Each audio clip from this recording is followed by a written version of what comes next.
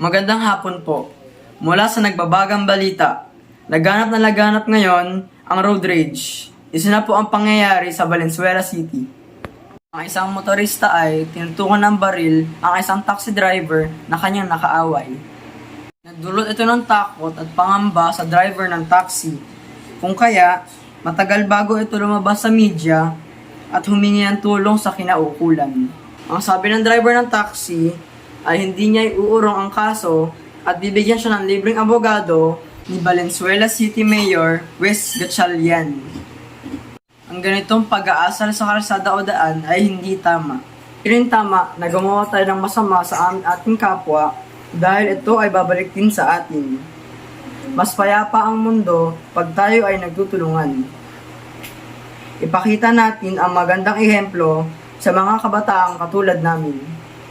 Igalang natin ang isa't isa dahil tayo ay pare-parehas na Pilipino, tayo ay magkakapatid.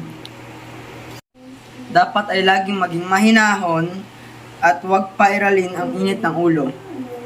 Matuto tayo magbigayan at maghintay ng sandali para tayong lahat ay makarating ng ligtas sa ating destinasyon dahil may pamilyang naghihintay sa atin pag-uwi sa tahanan.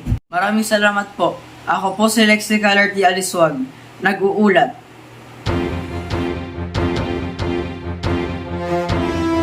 Ang sabi ng driver ng taxi,